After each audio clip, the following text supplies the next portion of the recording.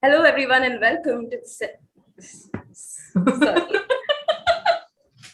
These are hard words. Whoever came up with this, I was the one who came up with this, but okay. Space Smurfs, Space Smurfs, Smurf. Space Smurf. Space Smurf. Space Smurfs, Space Smurf. Space Smurf. Never gonna give you up, never gonna let you down, never gonna run around and desert you. Hello, everyone. Welcome back to Space Smurfs Season 3. And this is Aleena Joseph, who is your wannabe talk show host. And you're watching Space Smurfs Season 3, Episode 5. 5. So we are halfway through the episodes for Season 3. And so far, we have discussed a lot of topics regarding space and other things. And I hope you guys are really enjoying the content that we're putting out. Also, if you would like any other topics about the space sector to be discussed through the Space Smurfs podcast channel, please do let us know in the comment section below so that we can find the experts as well and you can see your suggestion being featured on one of the episodes. Anyway, moving on this episode, so we all depend upon like medicine and stuff, like I don't know, whenever we feel sick and we are dependent, like we have to feel better, right? And when it comes to any sort of medicine, let's say around like 10 years or 15 years of research also goes behind like all these things. And biomedical and pharmaceutical research is something very important these days. And what if I tell you that these kind of research do happen in space as well? Yeah, I mean, in the International Space Station, not exactly in the space, in the vacuum, but yeah, in places like International Space Station, like these kind of research do happen. And I mean, you might have questions like, why is it relevant and why are we doing that? And what change does it bring to the research and everything? Of course, and to reply to all these questions and to give answers about everything, since we have Tommaso from Frontier Space Technologies joining us today. And Tommaso, welcome to the show. Hello, everyone. I'm super happy to be here. And yeah, thank you for inviting me. Yeah, thank you so much for joining us. I mean, it's our pleasure. And before we discuss more about biomedical and pharmaceutical research in the space sector, our audience would like to know a little bit more about who you are, what you do, what is your background, and also how you ended up in this amazing, cool, interesting domain. So over to you, Thomas. Yeah. Yeah, sounds great. Yeah. So my name is Tommaso Tonina. And as you can guess from my name, I was born in Italy. I was born in a very small town in the Alps called Trento, next to the Austrian border. As you said, I'm the co-founder of a company, a British startup called Frontier Space Technologies. And we build space hardware. So we build two products that go into space. One is very much related to what we're talking about today, but I'll start with the other one. It's a drug sail. So it's a sail that gets deployed when there is the need to deorbit something. The main problem is that, as we all know, the space around our planet is very polluted. There's a lot of space debris, dead satellites, pieces of rockets, and so on. And this makes operating in space extremely dangerous for other satellites, for humans, for example, in the ISS, as you mentioned, or for other missions going to other celestial bodies.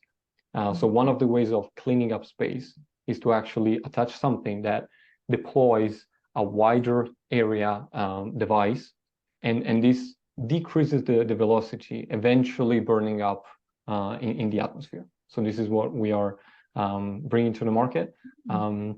And the second product, it's a miniaturized lab for biomedical research in space. So exactly the topic of today's discussion.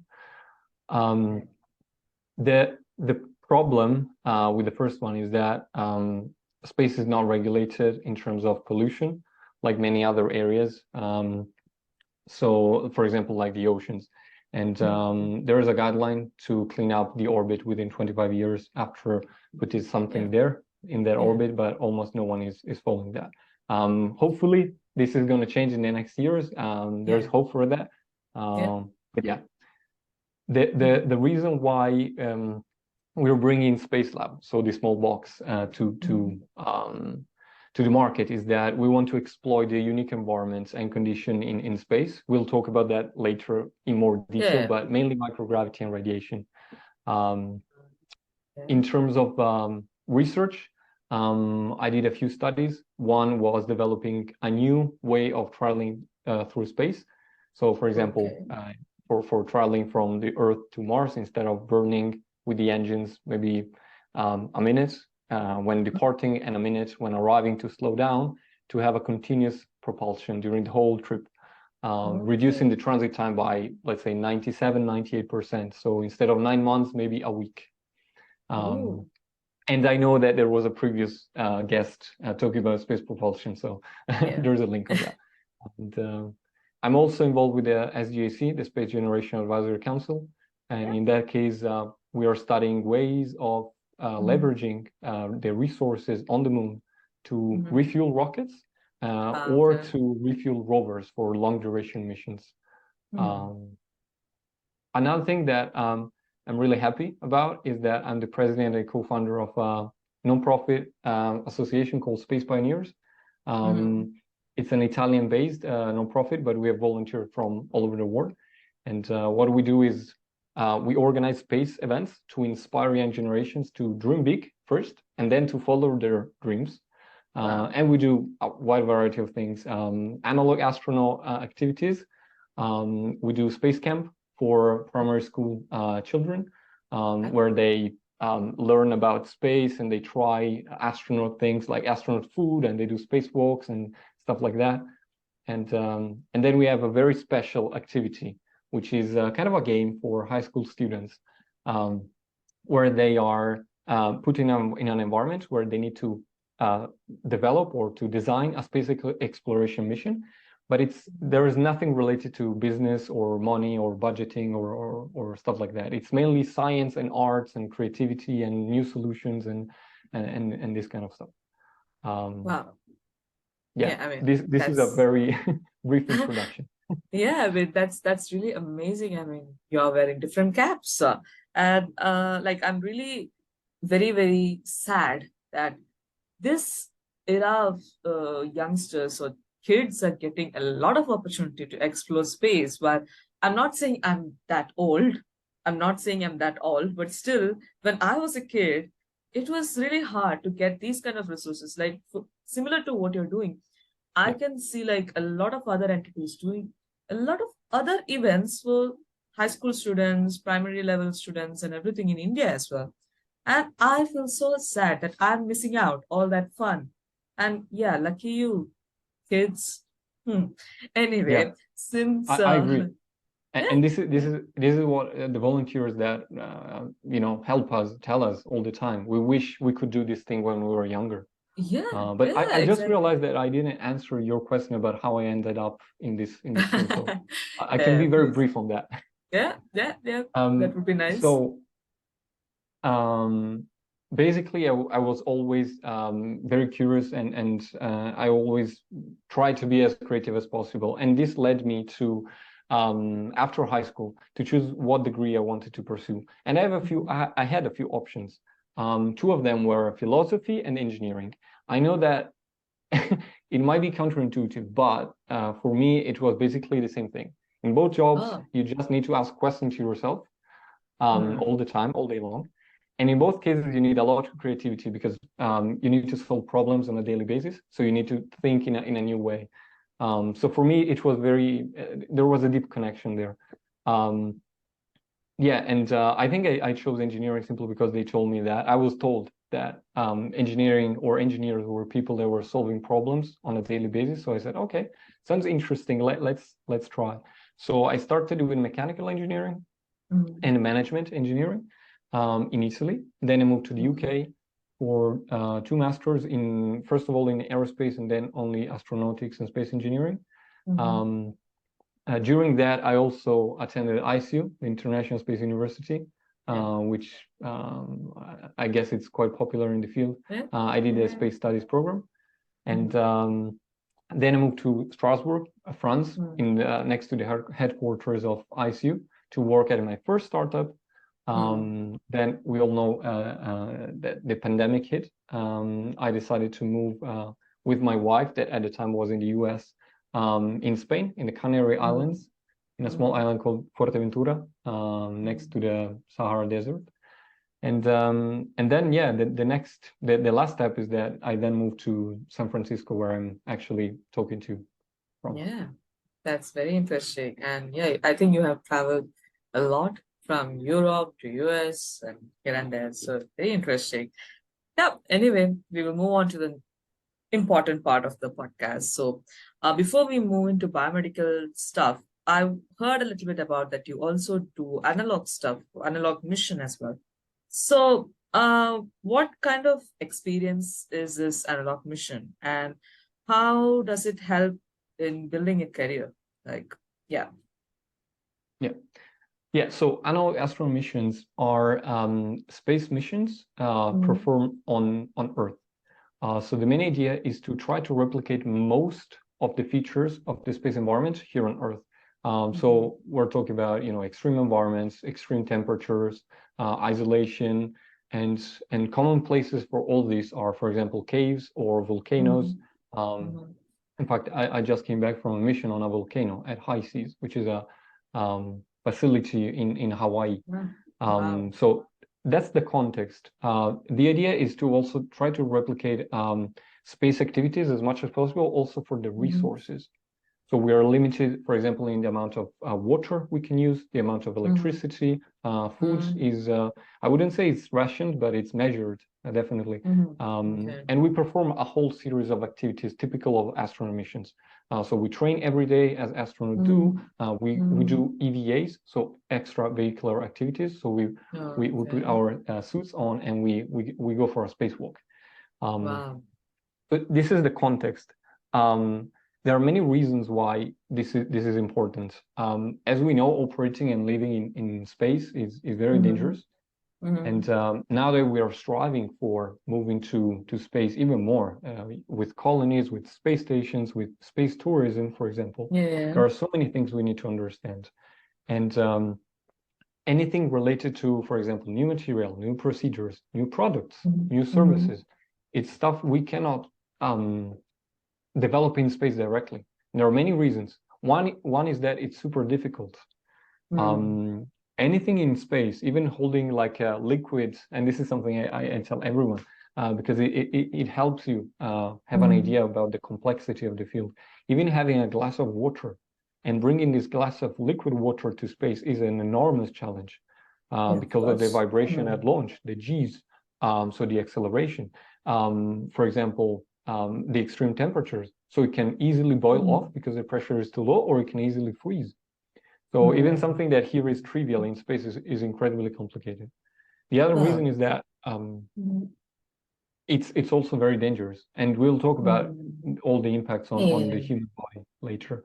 But and also one of the things that we need to keep in mind is that it is extremely expensive. Now we are just at the start of this space. We are just at the start. So, for example, 1 hour of time for an astronaut, it costs. The estimates are between $80,000 and $130,000 per hour. Wow. We really want to maximize the time. Yeah. And I feel like, that part of this kind of technology actually brings in that leverage to know a little bit, be more experienced when we are expanding or doing a lot of activities in the space. And also a part of these technologies are like, the first of its kind. And eventually and that's the reason why this cost come in, like the huge cost, because we are bringing in all these things for the first time. And maybe like, I don't know, a few years down the lane, we will also find an easier solution for all of this. I don't know, like I'm just talking about it like that. So maybe then the cost, it will be more cost effective as well, like how we have like different cost effective things right now than it was like maybe 20 years ago, right?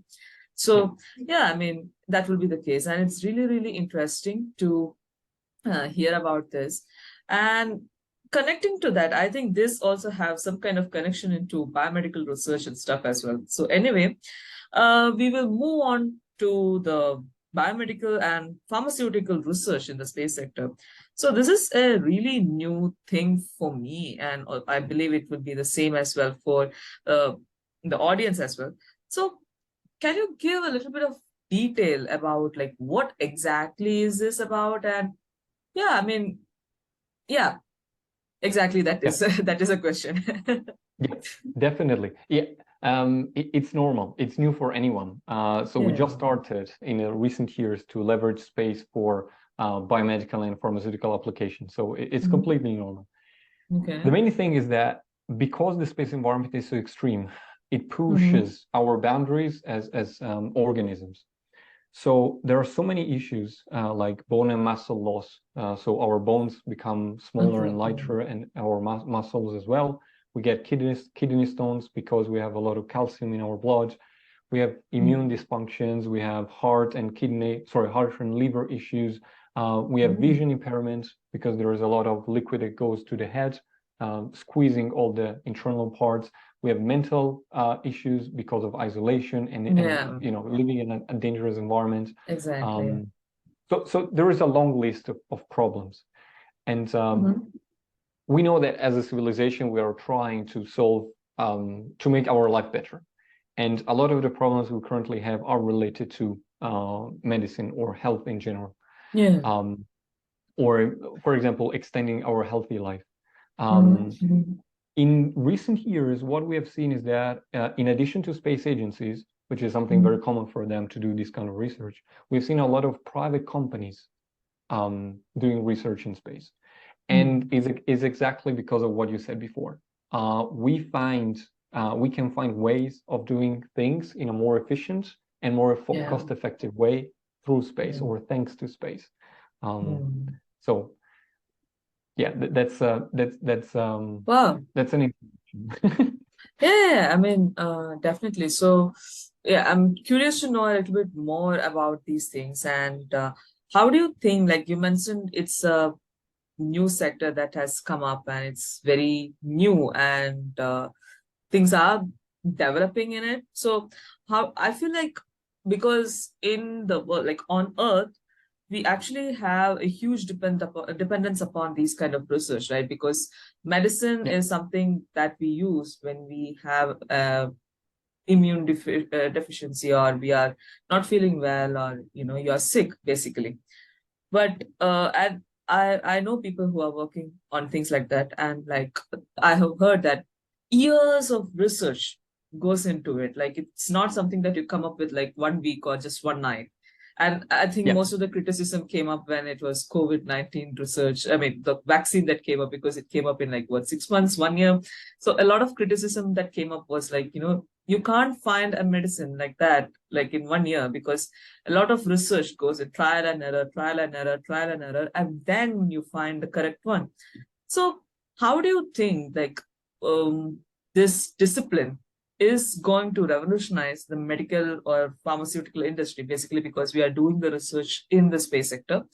And why it should be important for space people like us, like who are working in the industry, to bring more emphasis on these kind of things as well? Yeah, over to you. Yeah, definitely. So to introduce the topic, I often refer to a metaphor with a microscope. So space is already changing our civilization in terms of scientific advancement, but in terms of medical advancement, we should think about space like we think about the microscope. So think about what happened before, or the technology we had before and after a microscope. It was such a huge leap. So it's the same thing. On the ISS, for example, in the last 20 years of operations, more or less, and 3,000 experiments, 70% of them have been on the life science, in the life science field. So this gives us a pretty good indication of where the scientific community is pushing. And you're asking for benefits, and there are so many. So a very practical one, it's a drug called Keytruda.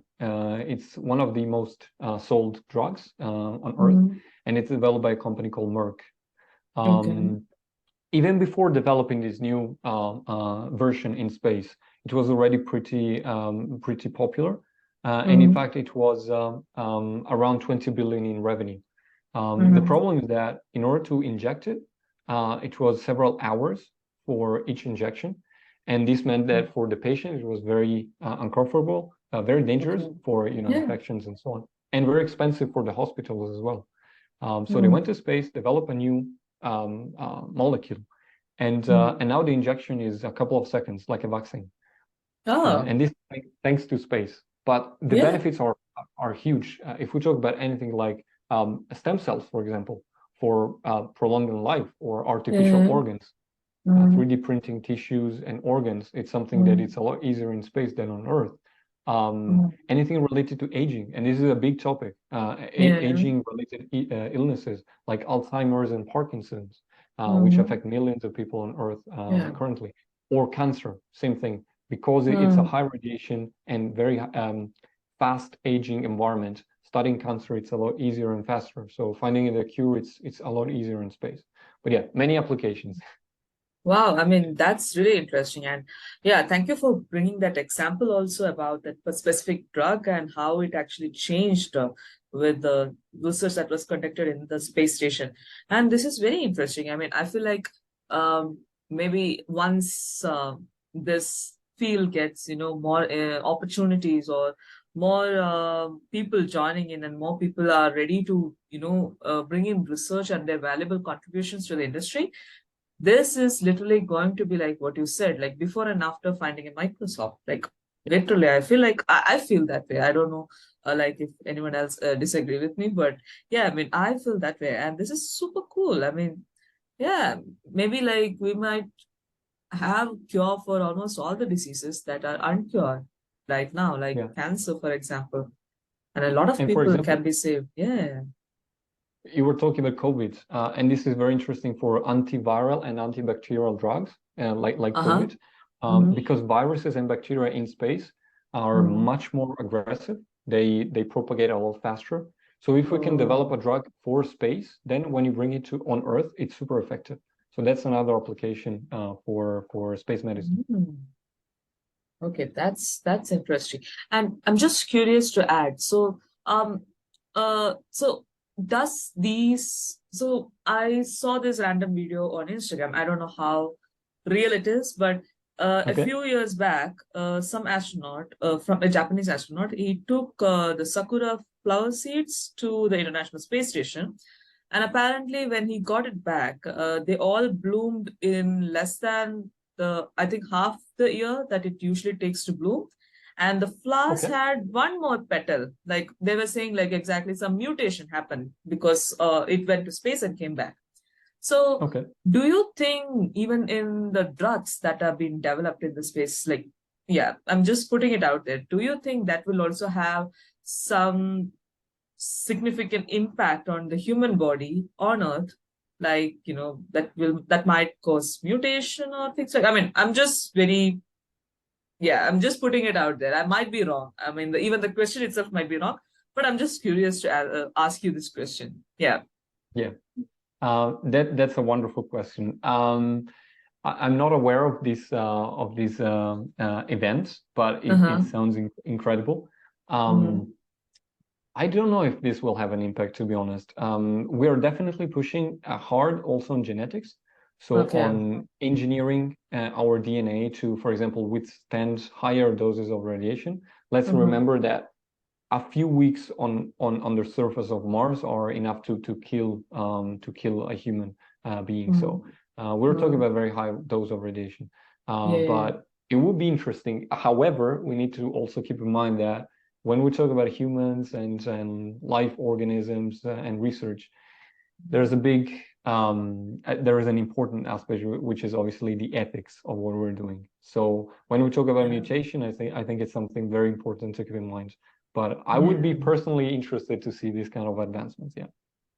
Yeah, that's something even I mean, I don't know like how much of these kind of research will be out for public use as well, but like people to read. But anyway, I really hope that, and also like you mentioned, ethics is a huge part of any job that you do, basically. Like it's not just in the space sector, because every other job, like from my experience, every other job has some kind of relation to human, I don't know, like morals and life itself. So yeah, it's up to an individual. Like I'm no one to say that you are right or not wrong. But anyway, we will move If you on want, to if you want, I can give you an example. yeah, sure. So Frontier Space Technologies is working with another company called Spaceboard United, and they use our product, our lab in space, to study how babies develop in space, specifically embryos. Oh. It might sound useless, however, it's very important. So now that we're moving to space with colonies and space tourism and so on, it's only a matter of time until someone gets pregnant. And the problem is that we don't know what happens to the baby in such a high radiation environment, microgravity, how the development of the baby goes on, and so on. So that's another application where we can see why space research is important for our efforts to become a multiplanetary species. Wow, that's really, really, really fascinating. And before moving into, so in Space Smurfs episodes, we actually have a segment of Would You Rather in Space, which is a fun segment where we give the experts two options from which they have to choose one. And I don't know, like because of this very interesting topic, I actually missed the cue to ask that. So I know, audience, like we are almost towards the end of the session, but anyway, I will ask. So this is Would You Rather Space Force Season 3, Episode 5. And Thomaso, are you ready? We can start? Yes, I am. Okay. Yeah. So would you rather be a Martian or a Kryptonian, the planet where Superman came from? I think I would prefer to be a Martian. I think I'm biased because I really love the book. But yeah, I would say a Martian. Okay. Yeah. Interesting. Would you rather choose to have the ability to resist the space environment or the ability to travel in space like superheroes? Ooh, that's difficult because with one I can go wherever I want. With the other one, and die, and with the other one I can just stay wherever I want, but I cannot travel. Yeah. So I think I would decide to take the travel option. I would like to go wherever I want in space and find ways to survive doing that. Yeah. Wow, that's interesting. So the next question, would you rather have a holiday to an unknown planet or take a scenic tour to the moon and back? This is super difficult. We all love the moon. Yeah. Because I would be very practical on this because I think it would be easy for all of us in our lifetime to visit the moon in person. I would choose another planet. Okay. Yeah. I mean, in other planet is always interesting. I mean, you never know what you're going to find there. So yeah. Yeah. If I survive. Yeah. I mean, of course, let's put in a hypothetical situation that you're going to survive. Yeah. Okay. I think I would go anyway, but yeah. Yeah. Yeah. Would you rather get sucked into a black hole or float into the universe? Oh, that's sad, both of them.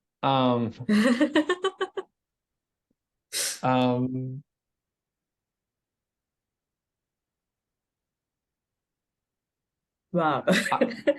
Probably I would prefer and yeah, I had a lot of time to think about that. So I probably would prefer to be floating in the universe forever or as long as I can live, simply because I can still have a connection with planet Earth and still communicate, send a few messages and so on. The problem for me with a black hole is that I might be able to get through it. I know for a human body is devastating because we get stretched and so on. Exactly. But I lose the possibility to talk with other people. So yeah. Okay, makes sense. Would you rather travel to the center of the universe or travel to the center of the Earth? Okay. So we'll go back to the black hole. Probably because I don't think I'll live to get to the center of the universe or the galaxy. I'll probably choose that option because I might be able to see very interesting things going there. Traveling to the center of the Earth, it's pretty dark. I would prefer a universe. Yeah. Yep. I mean, sounds good. And would you rather meet an alien or be an alien? We already are aliens. Yeah. All Everyone of keep us. telling me that. Yeah. Exactly. Yeah. I mean, between the two, obviously meet an alien. Yeah. Yeah. Yeah. I mean, of course, that's more fascinating, right? Yeah. Yeah. And talking about The Martian, the book, if anyone Uh-huh. wants to read a very good book about meeting aliens, there is the third one that is called Project Hail Mary, which is a great book about meeting Ooh. aliens. Ooh. That's interesting, and I like the title. Yep. So maybe I'll myself get one copy of that. Yeah. And moving on, would you rather be the first human on Mars or the last human on Earth? Ooh. Um, this is this is a little bit emotional for me. I don't want to be the last human on Earth. I really want Earth to thrive and have Yeah. life on it. I know it But might be just in even case. better. Yeah. What? I mean, just in case, every other situation that is explained in these questions are hypothetical. So, yeah, I'm just Okay. putting it out there for fun. Yeah. I probably the first one on Mars. I don't want to compete or whatever. So I am not. But I really want to give the opportunity to other people to live on Earth. So that's why. Yeah. Yeah. And also, if you're going to Mars, I mean, there will also be a chance to come back to Earth as well. So, I mean, if you're going to be the last person on Earth, that means everyone is leaving Earth. But if you're the first person on Mars, definitely there is always a way back home. So, yeah, Agree. good Yeah. choice. Good choice. Good choice. Anyway, so thank you for all those wonderful answers. And we will move on to the last and final question of the session. So you have worked in various design competitions and outreach activities as well. Like you mentioned about your uh, Pioneer Space. Is that the one? Yeah. So you are doing a lot of interesting work with Pioneer Space as well. So, what is your motivation behind all these activities, and what is the goal that you're trying to achieve through all these different projects that you're taking up? Yeah. Yeah. This is something I realized during my studies, and it wasn't very clear at the beginning. So the motivation is mainly related to people. I love helping anyone I meet, even either in person or virtually. And Okay. I've been, in fact, mentoring and tutoring for a long time. Mhm. The thing is that I really believe that the real power of our civilization is when we start working together. I know it sounds obvious, but it has a big impact once you start implementing it in your daily life. And this Yeah. means that, for example, sometimes you have to realize that it doesn't matter how specialized you personally become. There's no way for you to be better than two other people, maybe even less specialized than you, working together. So the impact is much higher. So that's something that I always think about. There was probably a saying that no matter how hard you row on a boat, you won't move until everyone rows in the same direction. So this is the main idea in what I do. And my hope is that I really want to have a big impact in the life of everyone I meet. And my efforts with these activities is to reach out even wider audience. So that's why I'm doing them. Wow, that's really great. And we would like to explore, like, I know this is a podcast, but still, like, as someone working with APOSA, the Asia Pacific Oceanic Space Association, we would also like to, explore where we can collaborate with Space Frontiers and also Pioneer Space as well, and see what we can do to achieve this goal, because we also have a similar goal but basically it's for the Asia Pacific region. We focus on the regional level, but at the regional level, but still, I feel like there can be a lot of common grounds where we can actually work together and, like you said, like road together towards a common goal. So, yeah, and it was really interesting talking to her about all this in like very, very interesting topic like biomedical and pharmaceutical research in space. And yeah, I mean, as we are coming down to the last few minutes of this podcast, I would like to also request the audience that if you have any intriguing question about this topic that we discussed today, please do drop the questions on the comment section below, and Space Smurfs will be taking those questions to Tommaso, and he will be answering it all for you. So I look forward to hearing your questions. And Tommaso, it was really great having you on board today and discussing this amazing topic. And for me, I mean, I was so curious when I joined the session, and now I feel like, okay, I know a little bit more now about what's happening. And thank you so much for joining us today. Thank you so much. I really like Space Smurfs, and Yeah. I'm really looking forward to the next episode. So thank you. Yeah. Thank you so much for inviting me again. Wow, thank you so much. And it was our pleasure having you on board. And like you said, yes, we will be coming back to you on the next month, 4th Friday, with another amazing episode with an amazing expert. So, with an amazing expert. So till then, keep smurfing, and I will see you then. Bye.